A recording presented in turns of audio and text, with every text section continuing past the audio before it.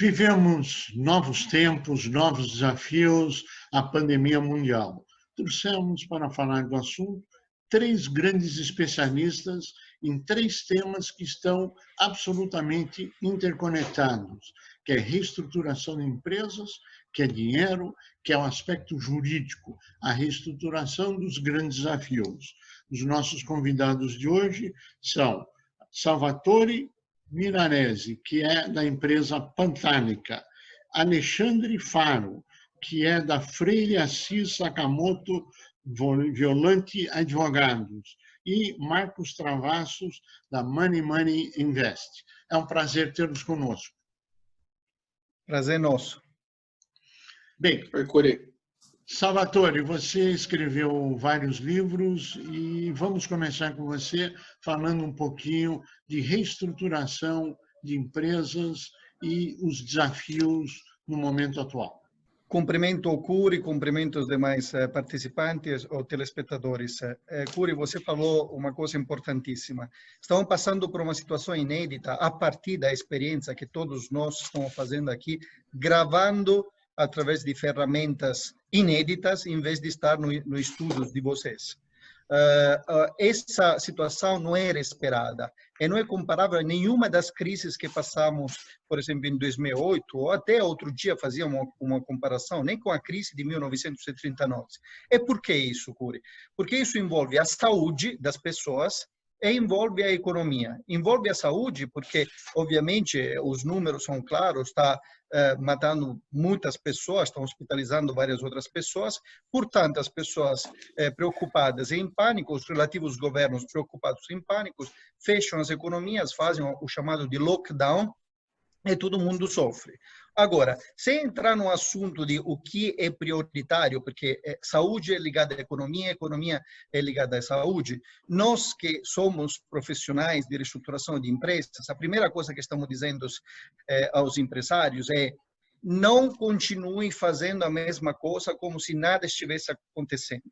Fundamentalmente, estamos dizendo, se enquadre naquela que é a indústria da qual você faz parte, que pode fazer parte de uma indústria severamente golpeada pelo coronavírus, parcialmente golpeadas, ou a indústria estratégica, que não parou e que deve continuar produzindo. No primeiro caso, depois vamos escutar os experts aqui em jurídico, o doutor Alexandre, temos que verificar o que deve ser feito. Imagine, por exemplo, uma sapataria, uma microempresa, um cabeleireiro, ou um restaurante que fechou completamente e que tem que pagar aluguel ou que eventualmente tem as parcelas dos bancos para pagar, tem os impostos do mês anterior, ter funcionários. A segunda categoria que mencionei são as empresas que foram golpeadas parcialmente. Essas empresas, obviamente, não pode pensar exclusivamente os jurídicos, tem que repensar o modo de ver o negócio deles. Então, nesse caso, a nossa principal recomendação, pense para a saúde dos seus empregados. Não demita por enquanto. Vamos verificar como essas coisas, com as medidas editadas pelo governo, podem ser enfrentadas, porque já era complicado no Brasil contratar gente competente antes dessa crise. Então, se você tomar decisões que eventualmente levam para a admissão de importante quadro da tua empresa, você pode estar prejudicando, inclusive, a continuidade das atividades. E esse tipo de indústria, o que tem que fazer? Simplesmente repensar ao novo cenário, verificar como as receitas foram impactadas, diminuir eventualmente a despesa de marketing, postergar investimentos que não são estratégicos, falar com os fornecedores, não machucar os fornecedores, dizendo não vou te pagar, mas falar, colaborar com esses fornecedores, porque o mundo não vai acabar, se Deus quiser, obviamente. Nos próximos meses vamos sair dessa. Então, é dizer, eu preciso de mais prazos, esticar os prazos, falar com os clientes, verificar como servir os clientes, porque às vezes, eventualmente, o navio não chegou ao porto, a matéria-prima não chega na tua fábrica, ou não chega no teu estabelecimento, então posso eventualmente não ter como servir esse cliente, então combinar com com o cliente, como manter a continuidade. Mas, mais do que nada, observar disciplina no próprio fluxo de caixa. Isso significa, além de postergar os impostos, e vamos escutar o doutor Alexandre o que tem a dizer, porque tem várias medidas para se beneficiar, falar com os bancos. Os bancos hoje estão recebendo, segundo informação da FEBABAN, mais de 2 milhões de pedidos de postergação de pagamentos, que corresponde a cerca de 250 bilhões de reais. E se lembre, Cury, que o governo federal, através do Banco Central do Brasil, permitiu os bancos para estabilizar o sistema, para aumentar a liquidação dessas instituições financeiras, de reduzir aquelas penalidades que eles têm de travamento da liquidez deles. Portanto, ele deve permitir que tudo isso, esse benefício que eles estão recebendo, se propague na ponta. Os bancos devem poder propagar esses benefícios às micro, pequena e médias empresas. Rapidamente, uma última consideração. Se reinventem para eventualmente tentar reduzir o impacto nas receitas. Pense em restaurantes que podem fazer delivery, cabeleireiro, pense em antecipar a receita. Outro dia, minha filha, por exemplo, para fazer um exemplo, chegou uma belíssima ideia da própria cabeleireira, dizendo, cada corte custa 70, eu vou fazer 35 cada corte, me antecipe 5 cortes.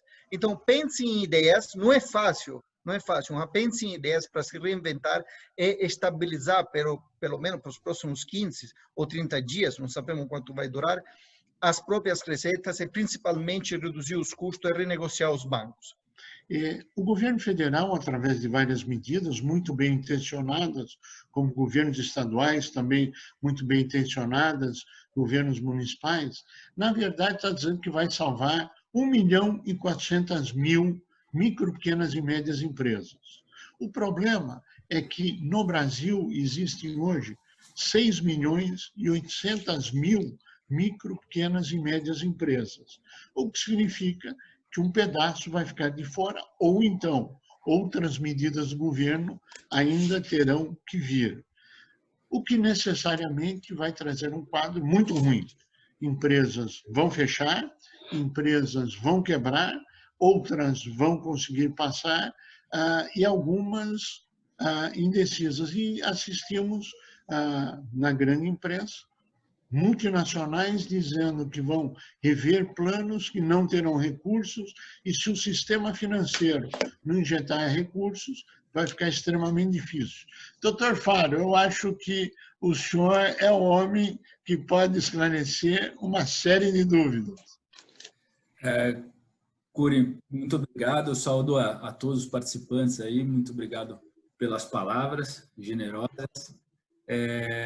Bom, acho que tem muita coisa para a gente falar quando a gente fala em pandemia, quando a gente fala em crise e quando a gente fala dos dois juntos, que é uma crise decorrente aí da pandemia. Eu separei 3 grandes temas aqui para a gente bater um papo. Se a gente fosse aprofundar, tem muita coisa acontecendo e tal, então o objetivo aqui também não é falar mais para o empresário do que para o advogado. O primeiro tema que eu separei para a gente falar diz respeito aos contratos de obrigações privadas. Por que eu estou olhando primeiro para as obrigações das empresas? Acho que você colocou muito bem, Cury, que o governo ele vem adotando medidas, a gente vê projetos de lei, a gente vê notícias de linha de crédito, mas está tudo sujeito ao repasse de bancos privados, nada disso está muito claro. Então, do ponto de vista jurídico, e olhando um pouco para a experiência que a gente tem na reestruturação de empresas e tudo mais, o empresário ele não pode depender exclusivamente do governo. Se ele for depender do governo para reagir, a história tende a terminar mal. Então, o primeiro ponto que eu acho que o empresário tem que olhar é quais são as obrigações correntes deles. Então, tem os contratos com os financiadores, com os bancos, os contratos de locação, os contratos com fornecedores. E sinceramente, a lei que a gente tem hoje, independentemente de projetos de lei em andamento, ela já resguarda o reequilíbrio e o rompimento de algumas dessas obrigações em função de uma pandemia. A pandemia mundial, o equilíbrio mundial, é algo que é considerado no que a gente chama no direito de teoria da imprevisão. É o exemplo óbvio, é o exemplo quase do livro, de quando estamos na faculdade estudando, o que faz aí durante as aulas, ali enquanto a gente está estudando. Então, dito isso, quando a gente fala em pandemia, o Código Civil estabelece de maneira muito clara a possibilidade de resolução dos contratos e a possibilidade de reequilíbrio dos contratos. Ou seja, se o empresário virar para fornecedores, financiadores, para os locadores e disser: não tenho condições de cumprir as minhas obrigações porque sou diretamente afetado pela pandemia e vou precisar reequilibrar minha relação comercial com você. A pergunta é: juridicamente o direito resguarda a posição desse empresário? A resposta é sim. Na minha visão, e a interpretação é de Código Civil e tudo mais, eu entendo que sim, tem excelentes elementos para que o empresário adote essa posição de maneira muito firme perante as suas contrapartes. Então, esse é o primeiro ponto, o ponto de reequilíbrio das relações. O direito resguarda isso. O não cumprimento das obrigações em função de algo imprevisto não é juridicamente ilícito. Esse é o grande ponto. Isso tem que ser discutido. Tá?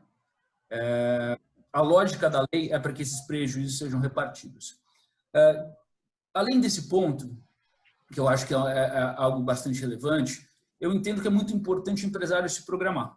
Então, ele precisa olhar para a operação dele com alguma perspectiva de retomada, ou quando for a retomada, entender o que ele vai ter que fazer, ou que tipo de reestruturação que ele vai ter que ter para isso. Ou seja, ele vai precisar de uma recuperação judicial?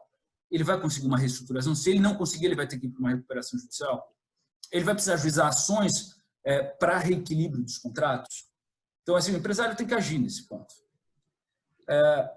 Trazendo agora um pouco para um outro lado, para não me estender demais também nesse aspecto, falando um pouquinho das questões tributárias, que eu acho que é uma preocupação aí de todos. Tá? Na parte tributária, a gente também vê diversas normas, portarias, decretos, tanto na esfera federal quanto na esfera estadual. Eu acho que o que dá para destacar é o seguinte: a gente já tem a suspensão de alguns tributos durante o período, tá? Por exemplo, PIS, COFINS, a gente já tem IOF também até o início de julho. A gente também tem o adiamento do pagamento de alguns tributos, isso já está normatizado. Mas eu acho que um ponto importante aqui a ser colocado também é o seguinte: a partir do momento que a empresa ela não consegue produzir por uma determinação do próprio governo, como que ela vai ter que arcar com os tributos que seriam próprios da operação dela? Então, assim, existem ações que foram ajuizadas no sentido de suspender o pagamento dos tributos durante a pandemia, desde que a empresa comprove que ela foi diretamente afetada por isso. Eu acho que esse é o grande recado. Falem com os contadores, falem com os profissionais que cuidam da parte fiscal da companhia, controllers, tudo mais, mas para acompanhar as normas já existem, mas tenham em mente isso. Eu acho que o recado para o empresário é esse também. Estou diante de uma pandemia, não consigo cumprir minhas obrigações. Beleza, vamos ver o que podemos para que não ocorra o pior, não ocorra uma falência, não ocorra algo que é um prejuízo para todos os envolvidos. E na questão trabalhista, aqui ultrapassando até um pouquinho aqui o tempo que eu tinha programado, eu vou ser muito breve. Havia, na verdade, uma MP, uma medida provisória que era mais esperada por todos, que era a 936 de 2020, que estabelecia a possibilidade da redução dos salários da jornada de trabalho e a suspensão dos contratos de trabalho por 60 dias, o que era importantíssimo para todos, até porque, por exemplo, um restaurante ele está funcionando só delivery, obviamente ele não vai contar com todos os empregados e tudo mais. E o problema foi que há uma liminar hoje em vigor, sujeitando esses acordos às suspensões, à aquiescência e à concordância dos sindicatos. E é uma liminar, isso ainda está em discussão. Tá? Então, na parte trabalhista, a gente ainda não vê um grande movimento legislativo, mas é algo que tem que ser acompanhado. Tá? Mas lembrando aqui que existem outras formas de reestruturar créditos trabalhistas, como programas de parcelamento, como a própria recuperação judicial, enfim. Acho que são essas minhas considerações aí do arsenal de apoio aí, à disposição do empresário, para que ele possa se manter nesse período de crise sem necessariamente depender só do governo. Esse é o meu ponto aqui. Bem, todo mundo está esperando apoio do governo, apesar, sabemos que nem todos serão atendidos, mas a grande indagação é como fazer o dinheiro chegar na ponta, até agora não definido, e projetos que falam em enviar o dinheiro que ainda estão em votação. Foram votados essa semana no Senado, ao Congresso, sanção e assim por diante. Marcos, é com você. Está operando, está emprestando? Como é que é o cenário? Vamos lá, Felipe. Bom, primeiro, prazer falar com vocês todos.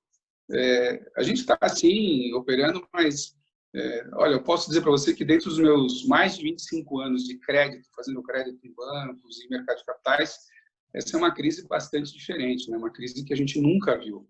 Então, não se trata simplesmente de crédito, trata-se de salvar uma economia toda. E um problema desse tamanho, ele precisa ser tratado de uma maneira muito ampla, tá? Então, quer dizer, é um problema dos governos centrais, é um problema dos bancos centrais do mundo inteiro, e aqui no Brasil, como já foi dito aqui, o nosso Banco Central, os nossos governos estão trabalhando nesse sentido.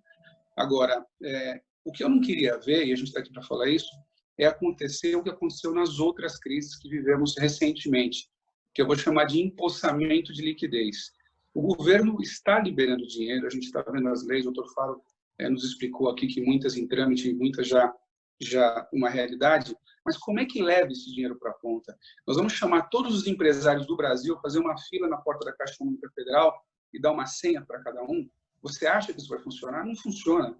E a gente já viu acontecer isso no passado. Só que hoje a gente tem um aliado, quer dizer, nós temos a tecnologia ao nosso lado, nós temos as fintechs. As fintechs, que, por sinal, são muito apoiadas pelo Banco Central, criando formas de as fintechs crescerem e se desenvolverem. Então, o que eu quero dizer para você é o seguinte, dá para a gente fazer de uma forma muito ágil, muito segura e muito direta. A Caixa Econômica Federal já disse e se colocou à disposição, diz que tem mais de 5.000 agências, e tem mais do que isso mesmo, espalhadas no Brasil inteiro. Só que as fintechs, elas estão disponíveis em cada computador, em cada celular. Desde que tenha acesso à internet, o micro, pequeno e médio empresário pode acessar a fintech e pedir crédito. E receber o crédito de uma maneira muito ágil e muito mais simples, eu garanto a você, do que preencher cadastros e pegar uma fila na Caixa Econômica Federal ou no Banco do Brasil, que, aliás, é contra o que a gente está pregando, né? Contra o isolamento social. Nós não queremos aglomerações, queremos pessoas longe uma das outras. Então, o que eu posso dizer é o seguinte, precisamos usar as fintechs mais. A gente já ouviu também que o governo está preocupado e está pensando em usar os meios de pagamento, as maquininhas. Mas isso é pouco. Uma pequena indústria, uma microindústria não tem maquininha. Ela não recebe cartão de crédito. Nós temos que apoiar todos. Então, o que eu acho que a contribuição que as fintechs podem fazer agora, e pode ser um papel de protagonismo na solução de toda a crise, é organizar a entrega desse crédito na ponta. Então, a gente já tem falado bastante com outros órgãos, acho que a gente precisa criar assim, fundos de investimentos, grandes fundos que têm lá os seus critérios de quem tem direito a que tipo de crédito, e através, de novo, das fintechs de crédito, os empresários vão até o seu site, a sua plataforma, como a Money Invest, mas existem outras também muito competentes, e vão lá e peçam o seu crédito de acordo com aquilo que a legislação permite, e eu garanto a você, em 24 horas, em 36 horas, o dinheiro vai estar na ponta, vai estar na conta do empresário para ele poder pagar as suas contas ou fazer os seus alongamentos e sobreviver. Nós não podemos deixar a economia morrer. As pessoas têm que ter emprego e as empresas têm que ter a capacidade de continuar vivas depois da crise. Essa crise vai passar. Se vai durar 2, 3 ou 6 meses, nós não sabemos, mas ela vai passar.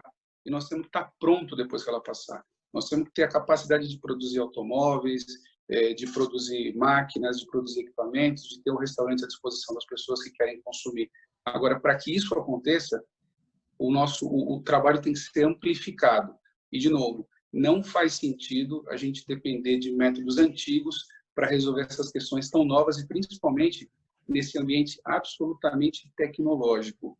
As fintechs estão prontas para levar o dinheiro onde ele tem que chegar. E é muito simples. A gente só precisa ser ouvido pelo governo federal e dar continuidade naquilo que a gente já faz. A gente já faz isso no nosso dia a dia. E eu acho que é mais um apelo. Pessoal, nós estamos prontos, vamos fazer isso acontecer. Vamos cuidar do Brasil, vamos cuidar da economia. A saúde, infelizmente, a gente não tem propriedade para falar. A gente só pode cumprir, como cidadãos, as orientações dos órgãos reguladores do governo federal. Hoje nós estamos tendo uma comprovação de que o conhecimento acumulado das várias áreas pode trazer um benefício a toda a sociedade, ao governo, ao país, aos empresários, aos trabalhadores, à sociedade civil como um todo. Queremos agradecer muito as participações de Alexandre Faro, de Marcos Travassos, de Salvatore Milanese. E a você que esteve conosco, nosso mais profundo agradecimento, com a certeza que estaremos juntos na semana que vem. Até lá!